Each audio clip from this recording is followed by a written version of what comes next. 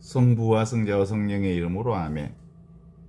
현존의 기쁜 소식 27-3 삶이 피어나는 은총.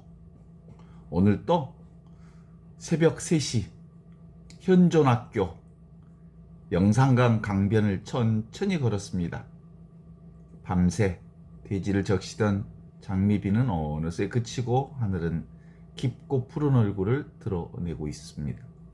비를 머금은 갈대는 더욱 싱싱거러웠고 강물 위에는 흰 물안개가 피어오르고 아침 햇살을 기다리고 있었습니다. 동쪽 하늘이 조금씩 붉어지자 첫 햇살이 강물 위에 길을 만들었습니다. 그 길은 마치 하느님께서 오늘 또 우리에게 다가오시는 사랑의 길처럼 조용하고 따뜻했습니다. 새들은 어김없이 노래를 시작했습니다. 이름 모를 풀벌레들도 자신의 작은 생명을 다해 창조주를 찬미했습니다. 들꽃은 어제 내린 비를 기억하지 않았고 내일의 태풍을 걱정하지도 않았습니다. 오직 지금 피어있는 것으로 충분했습니다. 그 모습 앞에서 나는 오랫도록 발걸음을 멈추고 앉아 있었습니다. 그리고 문득 인간만이 던질 수 있는 질문을 하나를 던져보았습니다. 삶의 의미는 뭐지? 이 질문은 철학의 역사만큼 오래된 질문입니다. 고대 철학자들은 덕과 행복에서 답을 찾았고 종교는 하느님 안에서 인간의 목적을 찾았습니다.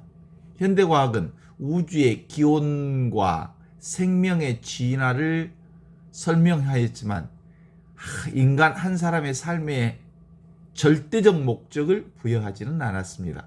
과학은 자연의 질서를 밝히는데 탁월했지만 왜 살아야 하는가라는 질문에는 스스로 답을 내리지 못했습니다. 그래서 어떤 사상가들은 말합니다. 삶에는 처음부터 정해진 의미가 없다. 그리고 질문을 바꾸자고 제안합니다. 삶의 의미는 무엇인가 라기보다는 내 삶이 어떤 의미를 부여하며 살아갈 것인가. 이러한 생각에는 인간의 자유와 책임이 담겨져 있습니다. 삶을 수동적으로 기다리지 않고 스스로 가치 있는 삶을 만들어 가라는 초대입니다.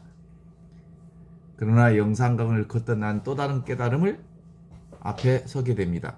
정말 의미는 내가 만들어내는 것일까? 아니면 이미 하느님께서 지금 이 순간 나에게 선물하고 계신 것을 내가 깨닫지는 못하는 걸까?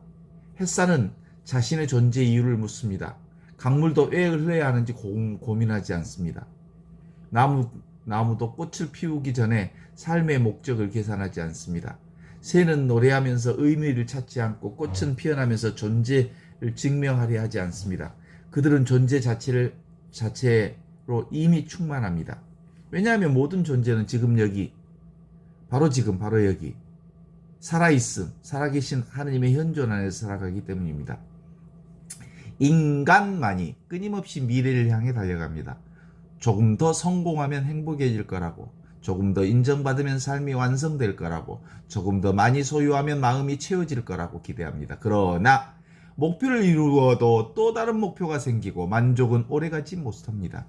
우리가 의미를 미래의 어느 시점에 두기 때문입니다. 현존을 잃어버린 삶은 언제나 결핍을 느낍니다. 그래서 투덜이 인생이 되는 이유가 바로 현존을 잃어버렸기 때문입니다. 현존 안에 머무르는 사람은 이미 있는 그대로 충만합니다. 예수님께서는 늘 현재를 사셨습니다. 그분은 내일 하느님 나라가 올 거라고만 말씀하지 않으셨습니다. 하느님 나라는 너희 가운데 있다. 이 성경 말씀이 이루어졌습니다. 오늘 나는 너희와 함께 나고네 될 것이다. 예수님의 복음은 언제나 오늘이었습니다. 오늘의 사랑이었고 오늘의 용서, 오늘의 감사, 오늘의 붙잡이, 오늘의 생명이었습니다. 그분은 들판의 백합화를 보면서 하느님의 아름다움을 보셨고 들에 핀 백합뿐만 아니라 하늘을 나는 새를 바라보라 하시며 하느님의 돌보심을 보셨습니다. 씨앗 하나에도 하느님 나라가 발견되었고 겨자씨의 작은 생명 안에 영원한 생명을 읽으셨습니다. 현존은 특별한 신비 체험이 아닙니다. 현존은 지금 살아있는 하느님의 알아차리는 눈입니다. 그래서 삶의 의미는 거대한 업적 속에서 발견되지 않습니다. 새벽에 마시는 따뜻한 차 한 잔에도, 한 사람의 손을 다정하게 잡아주는 순간에도, 강물 위에 스치는 바람을 깊이 들이마시는 호흡에도, 한 송이 들꽃 앞에서 잠시 멈추어서는 침묵에도 하느님의 현존은 살아있습니다. 사람마다 삶의 의미를 다르게 선택합니다. 누군가는 봉사와 헌신 속에서 의미를 찾고, 누군가는 연구와 학문 속에서, 또 누군가는 경제적 성공과 경쟁 속에서 자신의 삶을 완성하려 합니다. 이러한 선택 자체를 쉽게 선과 악으로 나눌 수는 없습니다. 그러나 복음은 우리에게 더 깊은 기준을 제시합니다. 그 의미가 바로 사랑을 맺고 있는가, 현존을 살고 있는가, 이런 거죠. 나의 성공이 누군가를 살리고 있는가, 나의 지식이 누군가를 비추고 있는가, 나의 재산이 누군가의 희망이 되는가, 나의 시간과 재능이 한 생명을 따뜻하게 하는가. 하느님의 현존 안에서의 의미는 언제나 사랑으로 검증됩니다. 사랑은 자기 자신을 위해서 존재하지 않습니다. 햇빛처럼 자신을 내어주고 강물처럼 자신을 흘러보내며 나무처럼 열매를 맺어 다른 생명을 먹여 살립니다. 예수님의 삶도 그러하였습니다. 십자가는 세상의 눈으로 보면 실패합니다. 그러나 하나님의 눈으로 보면 가장 완전한 사랑이었습니다. 자신을 모두 내어주었기에 수많은 생명이 살았습니다. 부활은 그 사랑이 영원하다라고 하는 하나님의 선언입니다. 그래서 삶의 의미는 성공보다 사랑에 있고, 성과보다 존재에 있으며, 소유보다 나눔에 있습니다. 영산강을 걸으며 나는 문득 내 심장의 박동을 듣습니다. 한 번의 들숨 한 번의 날숨, 새들의 노래, 흐르는 강물, 햇살을 머금는 나뭇잎, 모든 것이 하나의 거대한 생명의 합창을 이루고 있습니다. 그 합창의 중심에는 지금도 살아계신 하느님이 계십니다. 이 순간 나는 깨닫습니다. 삶의 의미, 그것은 내가 억지로 만들어내는 것이 아니라, 무거운 과제가 아니라, 지금 여기 이 순간 하느님의 살아있는 현존 안에서 피고 있는 은총이라는 것을 깨달아 알게 됩니다. 우리가 해야 할 일은 의미를 발견하는 것이 아니라 지금 이 순간 살아계신 하느님을 깨어 알아차리는 것입니다. 알아차림이 우리의 하루를 영혼으로 바꾸고 평범한 일상을 성사로 변화시키며 만나는 모든 사람들을 하느님의 얼굴로 바라보게 합니다.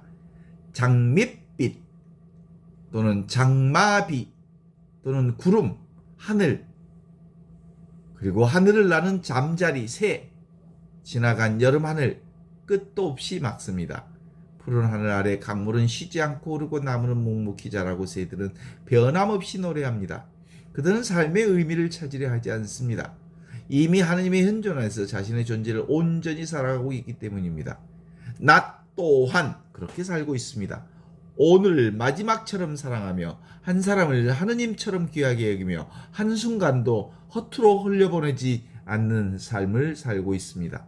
지금, 바로 여기, 바로 이 순간 살아있는 하나님의 현존, 그 현존 안에서 삶은 더 이상 의미를 찾아 헤매는 긴 방황이 아닙니다. 삶 자체가 이미 하나님의 사랑이고, 한 번의 호흡이 기도이고, 한 걸음의 산책이 순례이며, 한 사람을 사랑하는 일이 곧 영혼을 사랑하는 일입니다. 오늘 또 나는 영산강이라고 하는 현존학교의 강을 걸으며 고요히 고백합니다. 하느님, 제 삶의 의미는 제가 만드는 것이 아니라 지금 이 순간 살아계신 하느님의 현존 안에서 날마다 새롭게 피어나는 사랑입니다.